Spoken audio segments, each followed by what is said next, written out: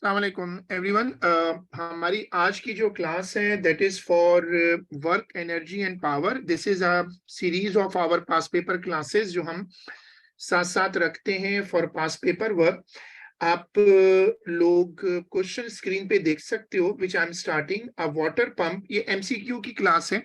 So ideally I expect the people to do some working because unlike O level you can't do questions here directly. MCQs के लिए भी proper working करो. A water pump raises a mass of this much kg of water through a vertical distance of 80 meter. इसको मैं लेता हूँ height and I take this as mass in a time of 1 hour and I take 1 into 3600 as my time. Now the formula is power is equal to energy upon time.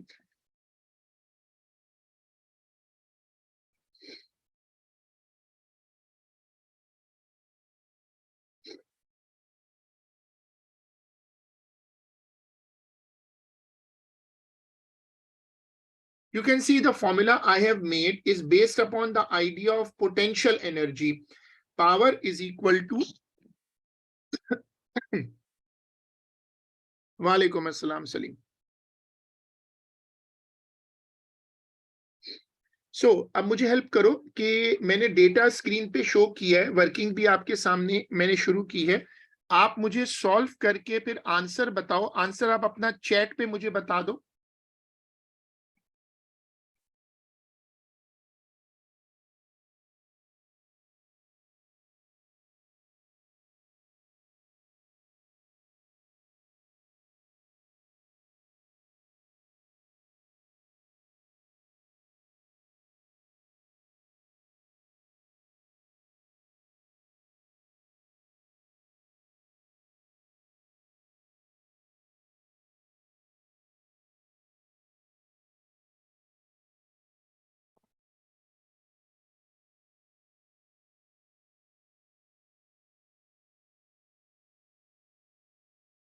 So I'm waiting for the answer. You have to convert the answer in kilowatt. जो answer आए उसको फिर 1000 से divide कर देना और उसको kilowatt में कन्वर्ट करके मुझे दे दो।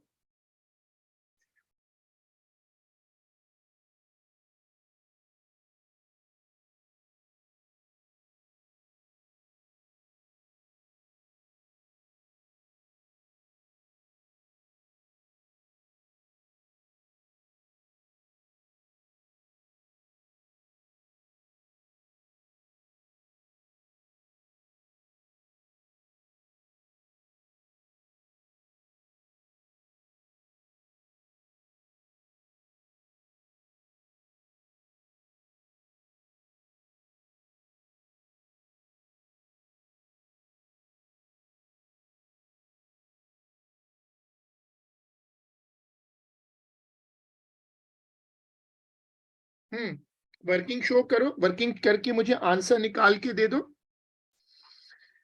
they have given me the mass, they have given me the height, they have given me the time, सब कुछ दिया हुआ है। तुम्हें सिर्फ डेटा पुट करना है और सॉल्व करके दो। शाबाश, जल्दी से बताओ answer.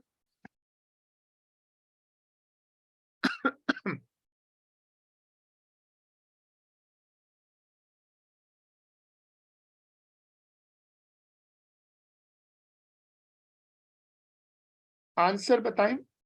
Waiting for the answer. Good, B. चलें, we move forward to our next question. A racing car has an output power of 300 kilowatt when traveling at a constant speed of 60 meter per second. They have given us the speed, they have given us the power. What is the total resistive force acting on the car? The formula I had discussed just recently in the class. P is equal to FV. So F is equal to P upon V.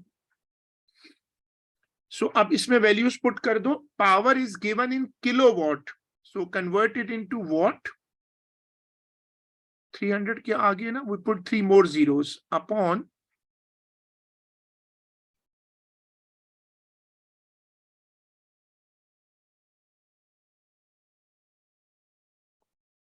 Solve करें और answer बताएं।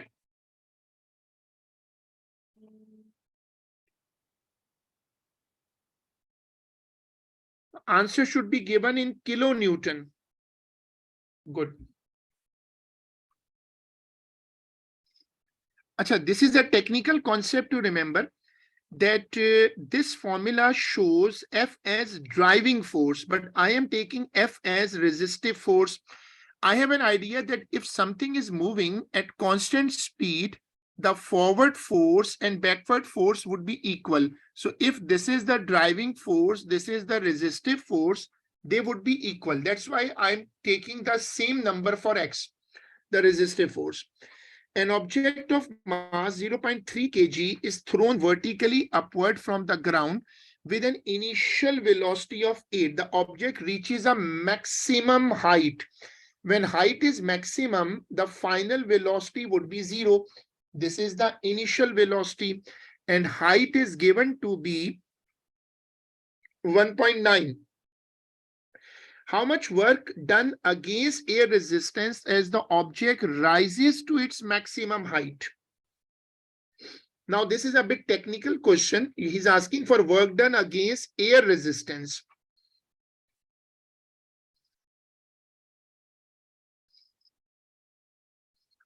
If an object is going upward, there is a gain in potential energy.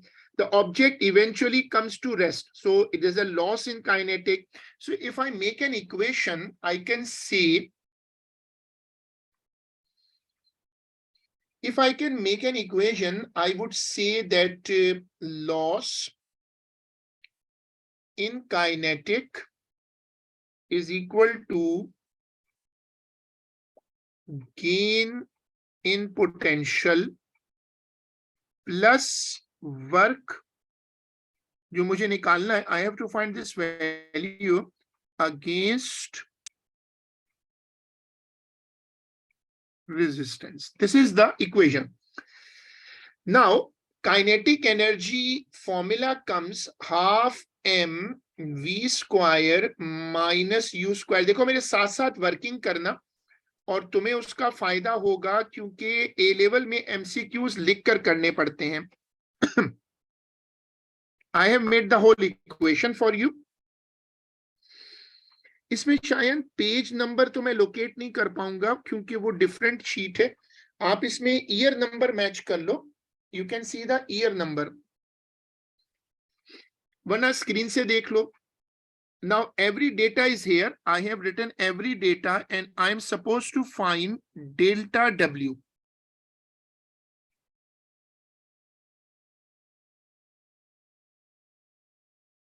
मैंने सारा data आपके लिए mark भी कर दिया है, बट आई एक्चुअली एम्फेसाइज कि तुम लोग स्क्रीन से देखो या अपनी बुक खोलो, डजंट मैटर, लेकिन तुम लोग वर्किंग करो. एमसीक्यूज में फेलियर का सबसे बड़ा मसला यही आता है कि लोग एमसीक्यूज को लिख के नहीं करते, एमसीक्यूज को ओरल करते हैं, and that is where MCQs always get a problem. So always remember to solve MCQs in writing. Now I'm doing question number 189 in this sheet and I have done some work on the screen. आप मुझे help करो और मुझे calculation करके answer निकाल दो. Okay, one answer, one student has given an answer A. One student has given an answer A. Other people should also help me.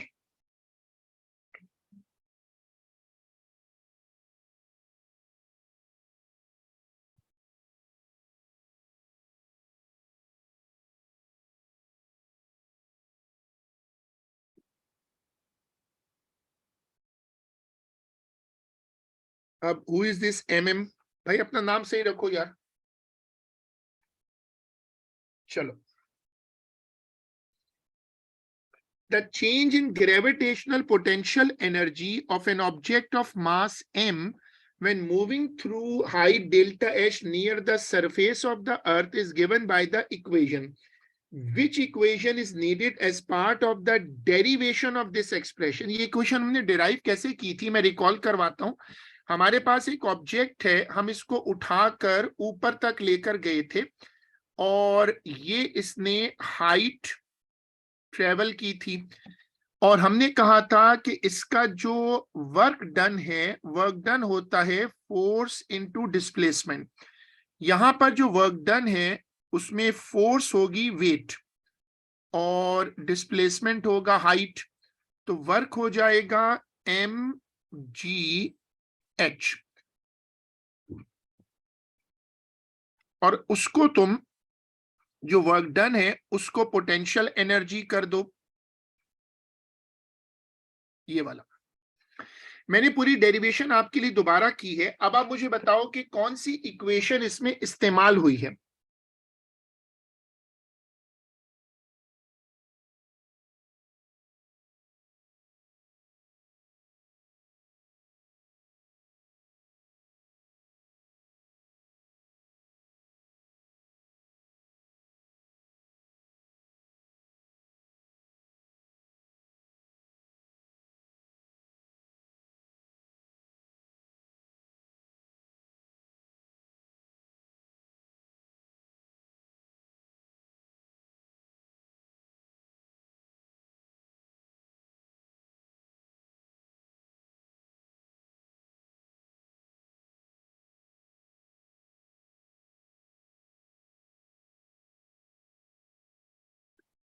Which equation is needed as part of the derivation? I have shown the whole derivation on your right hand side. Now I'm expecting you people to tell me which equation is involved. Kinetic energy की equation इस्तेमाल तो नहीं हुई, moment की equation भी इस्तेमाल नहीं हुई, वेट की equation mg क्या ये इस्तेमाल हुई है, और वर्क डन की equation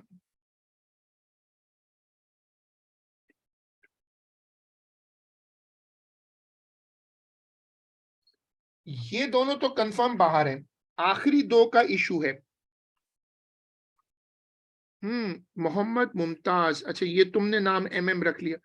अच्छा चलो ठीक है, दो आंसर आ रहे हैं सी. मुझे भी लग रहा है C makes sense because W is equal to mg and here mg is present. What about the third one, last one, sorry, work done is equal to power into time. ये कौन सा फॉर्मूला है? अच्छा ये उसने energy से बनाया लेकिन ये तो इस्तेमाल नहीं हुआ. ठीक है, C is the right answer. A train of mass 300,000 kg is accelerating at this number. This is the acceleration, this is the mass. At one instant, the speed of the train is 5 meters per second and the resistive force to its motion is 15 kilonewton. The speed is given to be 5 and this is the resistive force, let's say x. So let's model it like this one. This is a train and it's going forward. This is the resistive force. This is the driving force. F is equal to P upon V. Shayan, if this happens, I think it's coming from my side is fine.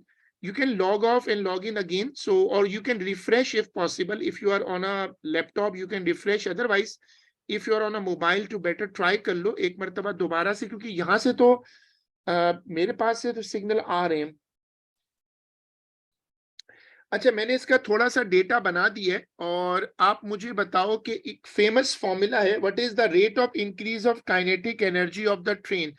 ये जब लिखता है ना rate of increase, इसका मतलब होता है rate of increase of energy का मतलब है power.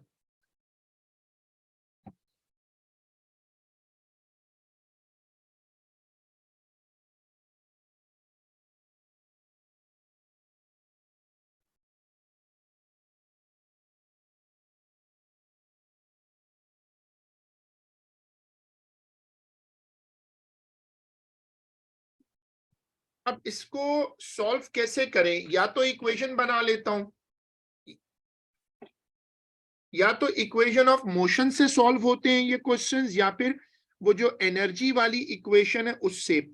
the train is accelerating, work done by the engine is there, which is the loss. Work done by the engine is equal to gain in kinetic. मैं लिखता हूं यहां पर, आप लोग मेरे साथ इसको देखिएगा. देखो मैं लिखता हूं work by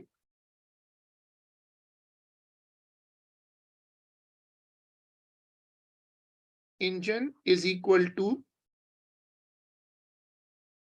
gain in kinetic plus work against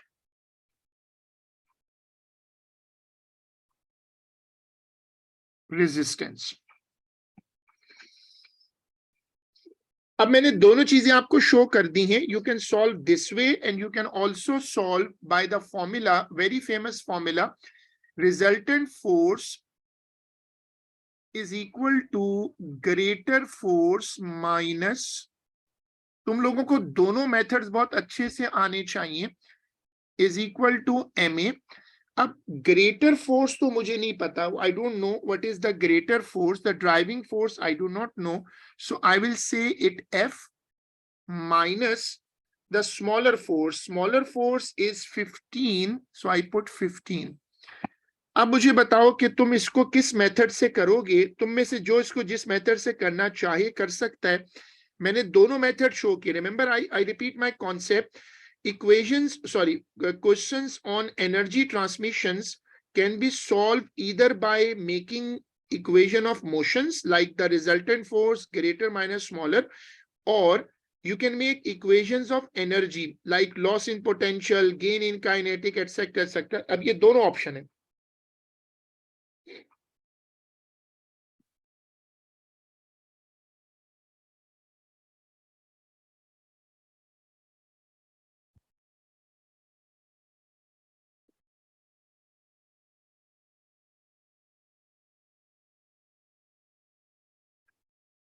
अब तुम लोग मुझे हेल्प करो. अगर तुम लोग लिख के सॉल्व करोगे तो वो ज्यादा इंप्रेसिव होगा. अगर आप लिख के सॉल्व करते हो,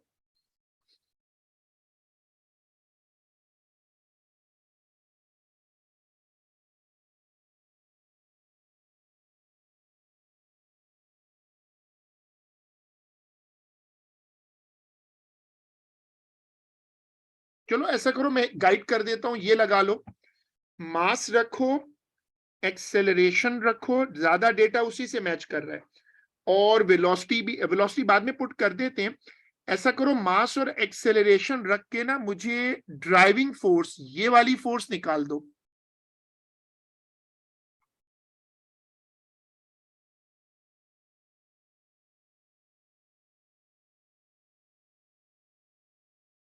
find the driving force F.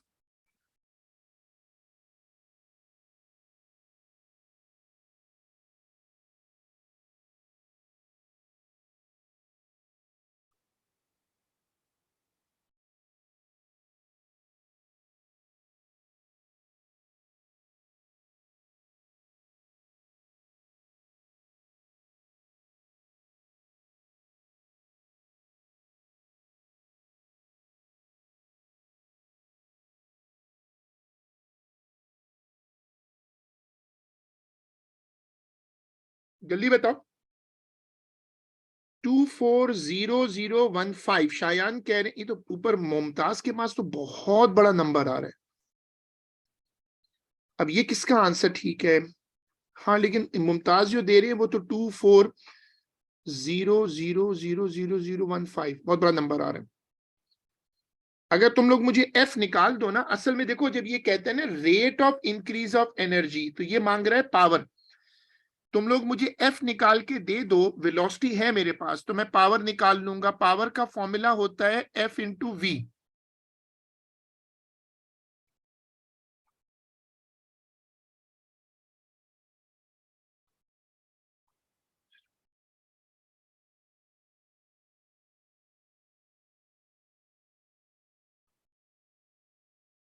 नहीं नहीं, केजी को ग्राम में क्यों कन्वर्ट करो. आंसर जो आएगा वो मेगावाट में लाने के लिए मेगा में ले आऊंगा. तो 240015, ठीक है. तो ज्यादा लोग इसी पर हैं, तो 240015 is equal to F, I am sorry क्या कर दिया, वो वैल्यू तो एफ की है 24, सॉरी, पावर निकालनी है। 240015 वेलोसिटी है कितनी, 5।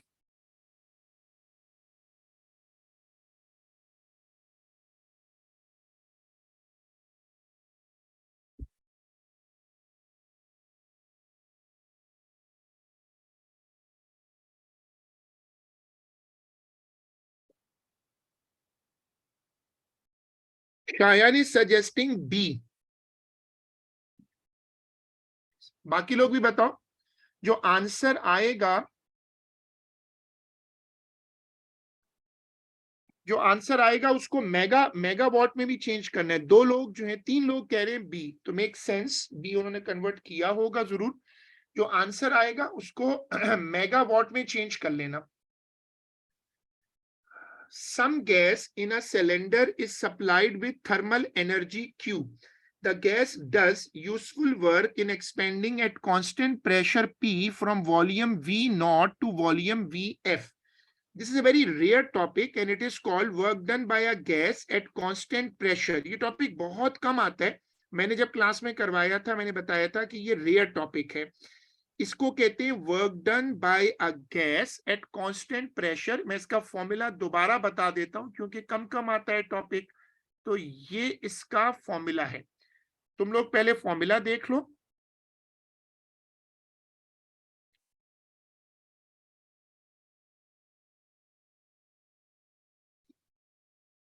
Which expression gives the efficiency of this process? Efficiency होती है output upon input.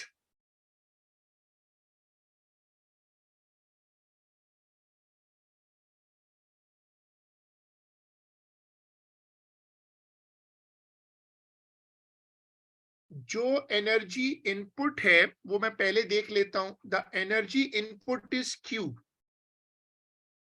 This is the input. अब किसी तरीके से तुम लोग आउटपुट निकाल दो, फॉर्मूला मैंने लिख दिया।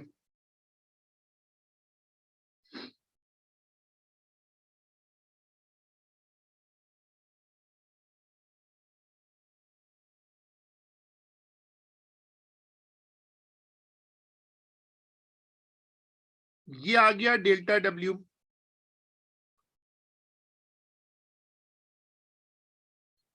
This is the output. Efficiency का फॉर्मूला होता है output upon input, this is the formula. Now assist me for finding the answer.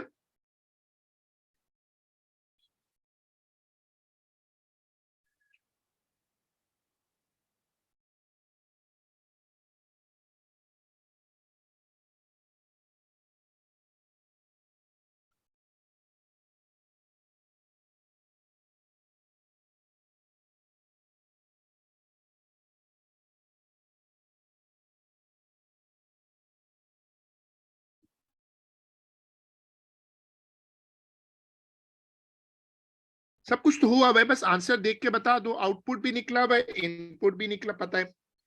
अच्छा, शायान कह रहे हैं सी। बाकी लोग अपना फीडबैक दो।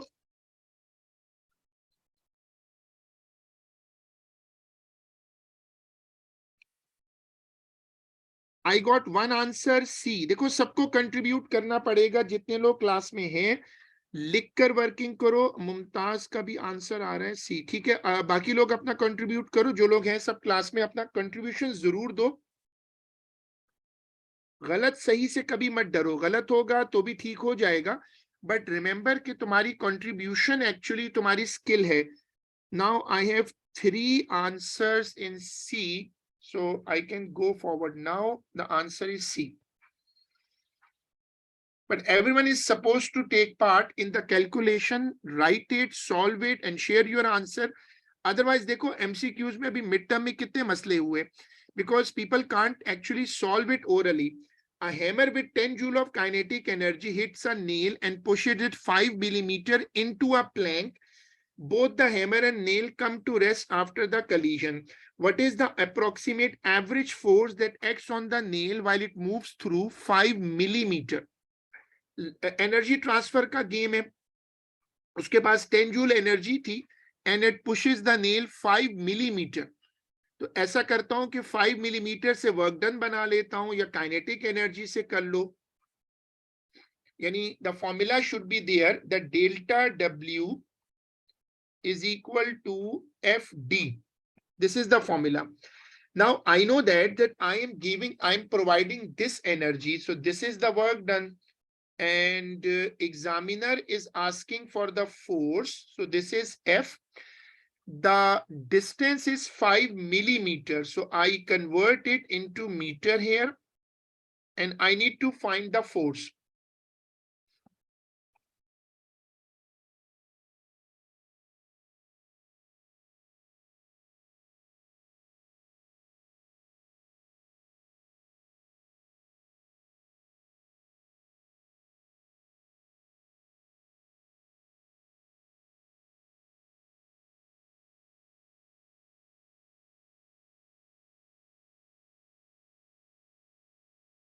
First answer is coming as D. Oh, good, very good, Gurmeet. 2000. Actually, you are not telling the answer. You are saying 2000. It means 2000 कौन सा option है? अच्छा 2000 न्यूटन बहुत ज्यादा है. 2000. Two people are saying 2000, and anyways, तीन लोगों का आंसर आ गया 2000. So that means it looks fine. Which amount of energy is not 2400 joule? These questions are elimination questions. You have to read every option. The decrease in gravitational potential energy of a mass of 60 kg when it moves vertically downward through 40 meter near the surface of the earth. So let's calculate it quickly. Potential energy is equal to mgh. They have given me a mass of 60. Let's say take it 10 for the time saving. G is 9.8, but I'm taking it 10. Let's try this calculation, how much it comes. Then energy transferred in 15 seconds by a machine of power 160 watt. Formula for energy is power into time. It is 160 into 15. So this is a calculation. Kinetic energy of a mass 12 kg moving at 20. So put it in the formula, half mv square, half into 12 into 20 square. Let's see what it comes. Work done by a gas expanding against a constant external pressure of 120 kilopascal when its volume increases by 0.02. Formula is delta W is equal to P delta V. Pressure is 120 kilopascal. So make it like this. And volume change is 0.02, and this is the calculation. देखो MCQ कितने challenging है, एक एक part हमें करना पड़ता है और हमें फिर तब जाके मिलता है आंसर. तो अब मैंने सारे पार्ट किए आपके लिए, यानी सामने आप लोग भी मुझे इसको हेल्प करो कि आप सारे आंसर्स कंपेयर करो, कौन सा आंसर है जो 2400 नहीं आ रहा.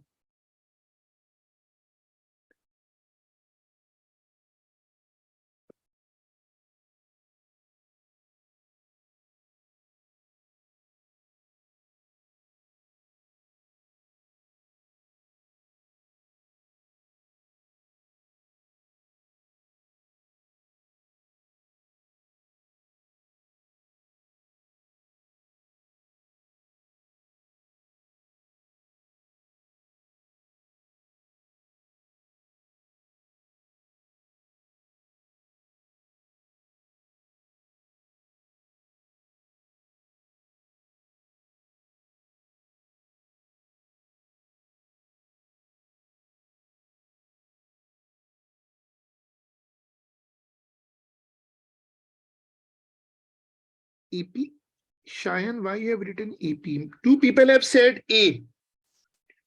2-3 people. Yes, A. Now,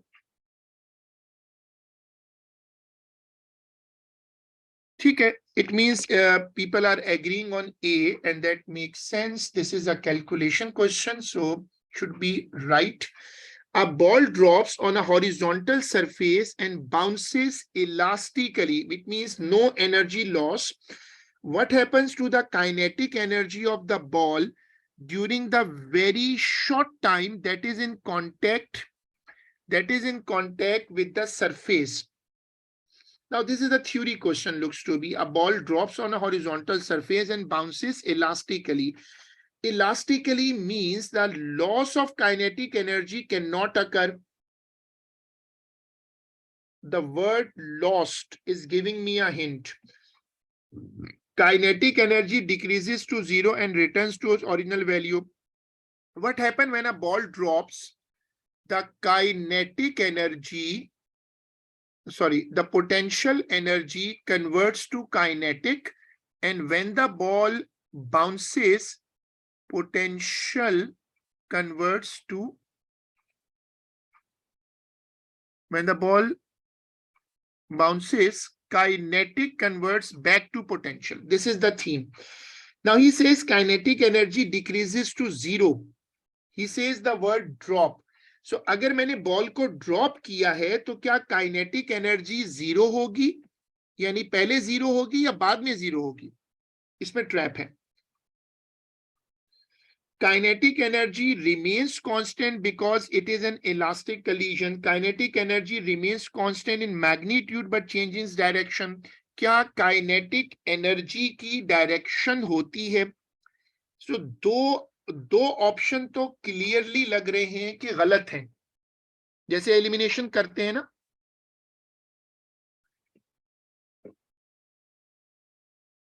ये तो क्लियर गलत लग रहा है, लॉस तो हो नहीं सकता, ये भी गलत है. बी और सी में टाई है.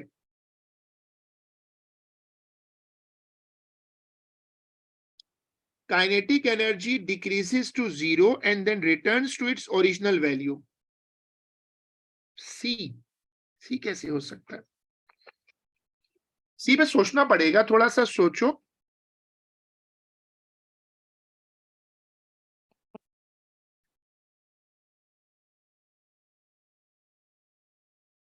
बी और सी में टाई है. Kinetic energy remains constant. This is not possible because if something is falling, its velocity increases. And when it rebounds, its velocity decreases. So velocity cannot be constant. Looks to be something is funny about this question. सी तो बन नहीं रहा बिल्कुल. B में मसला ये है कि ये पहले डिक्रीज टू जीरो कर रहा है और फिर उसको ओरिजिनल वैल्यू पे ला रहे से. बॉल तो पहले गिराई है,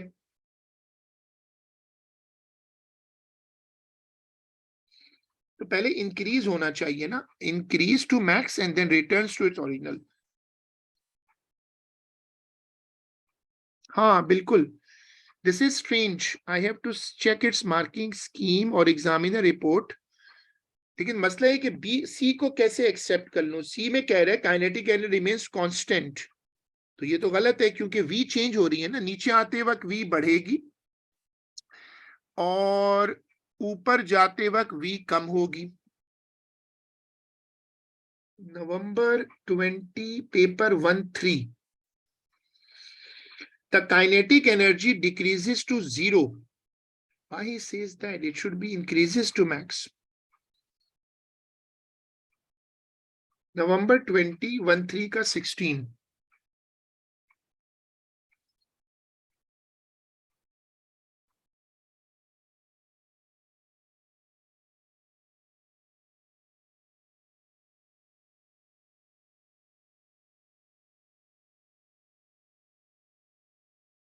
Let's see the examiner report, what he says.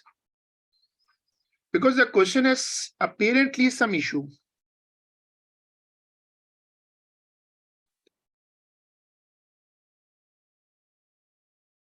This is November 1-3, November 20, paper 1-3.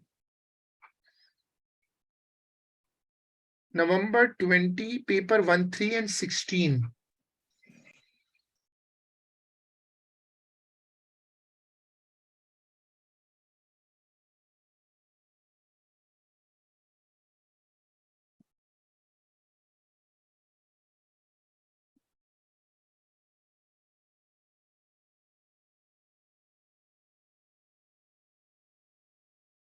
देखो, examiner reports are always very helpful. We have reach the right point. हमने ये तो समझ लिया था कि आंसर बी है, but he has given a very good explanation here which everyone should read.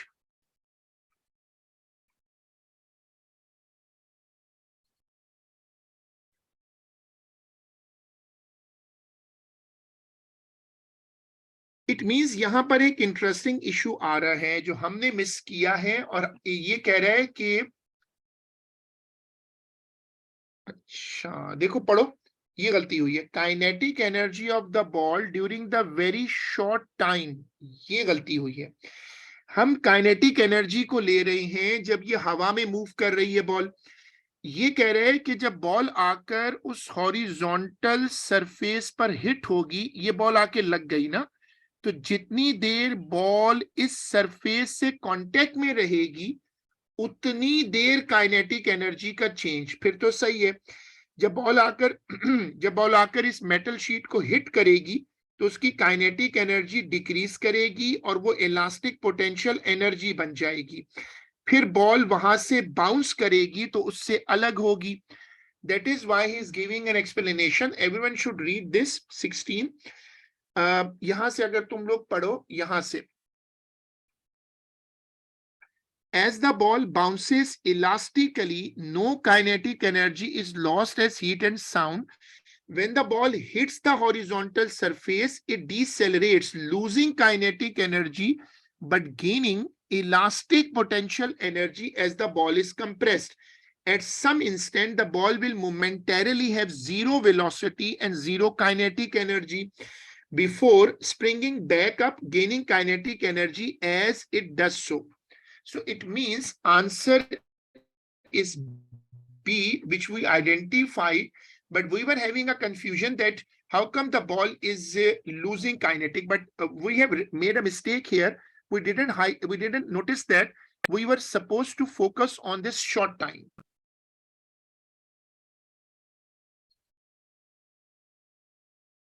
A ball is thrown vertically upward, air resistance is negligible. Which statement is correct? A ball is thrown upward vertically, air resistance अगर neglect कर दोगे तो acceleration g के बराबर होगा. Which statement is correct? By the principle of conservation of energy, the total energy of the ball is constant throughout its motion.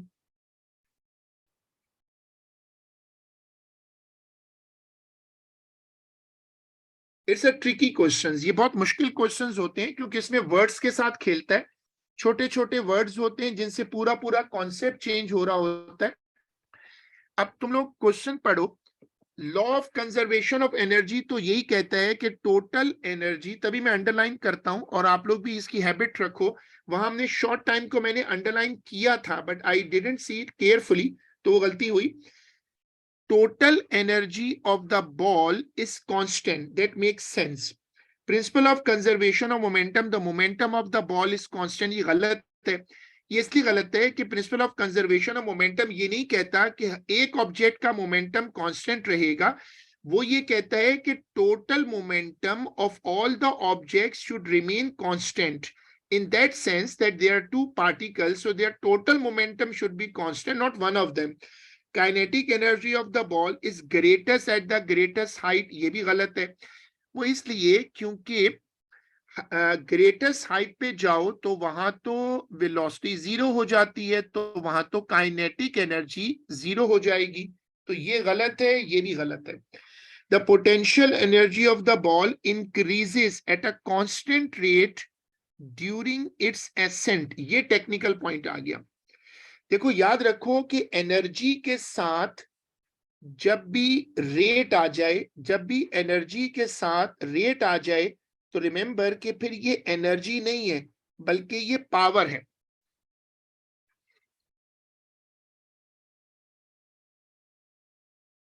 अब option या तो ए है या डी है।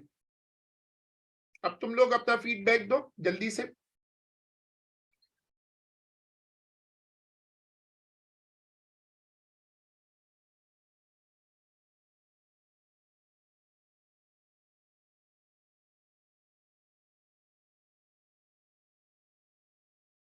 Quickly, I have made half of the work done. Potential energy of the ball increases at a constant rate. Potential energy का formula होता है mgh.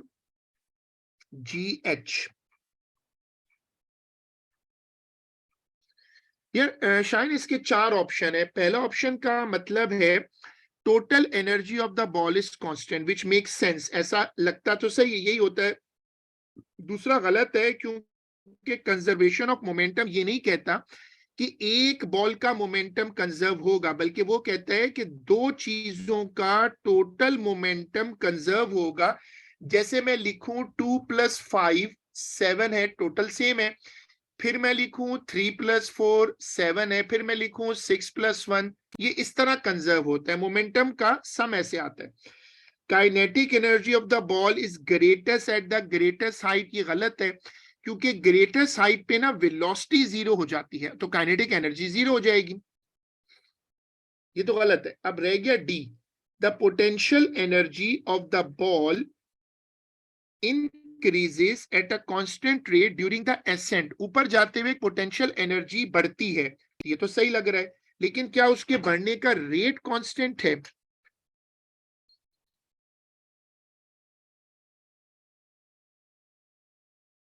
अब ये नहीं पता, मेरे हिसाब से तो बी नहीं होना चाहिए।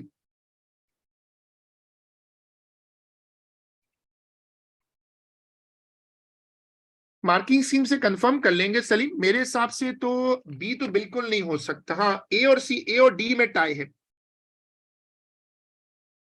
अच्छा, मैं इसको रेट बनाता हूं, इसको मैं टी से डिवाइड करता हूं, इसको भी टी से डिवाइड करता हूं, तो ये बन जाएगा mgv। ठीक है, मेरा भी जहन ए की तरफ जाता है, लेकिन डी को वेरीफाई करना पड़ेगा। मैंने आपके लिए वर्किंग की है। रेट बनाने का तरीका क्या होता है कि उसको टाइम से डिवाइड कर दो। देखो ये बन गया। अब तुम लोग मुझे बताओ कि क्या mgv एक कांस्टेंट है या ये वेरी करेगा ऊपर जाते वक्त? m तो कांस्टेंट है, m कांस्टेंट हो गया, g कांस्टेंट हो गया। क्या ऊपर जाते वक्त v कांस्टेंट रहता है या v कम होता जाता है?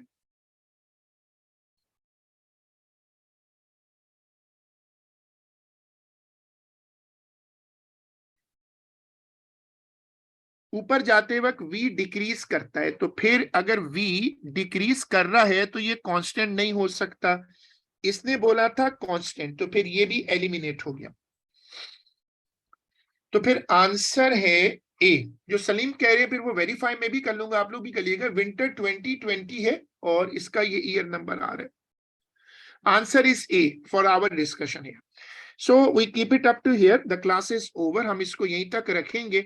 हमारी पास पेपर क्लासेस थोड़ी शॉर्ट ही होती हैं, क्योंकि पर्पज ये होता है कि लोग उसमें पार्टिसिपेट करें, कोई मिस कर ले तो रिकॉर्डिंग देख ले। बहुत लंबी रिकॉर्डिंग्स देखना वैसे ही मुश्किल होता है। बट देखो कि एमसीक्यूज में मैंने 2 बातें हमेशा समझाई हैं, और वो मैं हर क्लास में रिपीट करता हूं। एमसीक्यूज को लिख कर करो, और दूसरी बात, जब एमसीक्यू करो तो ये याद रखो कि वो ट्रैप करेगा। ये बड़ी इंपॉर्टेंट बात है। छोटे छोटे लफ्ज हैं, उसने यहां एनर्जी से पहले टोटल लिख दिया, लेकिन मोमेंटम से पहले नहीं लिखा। So he is actually making little traps. So it's over for today, and inshallah we will continue in our next class, hopefully tomorrow. Allah Hafiz.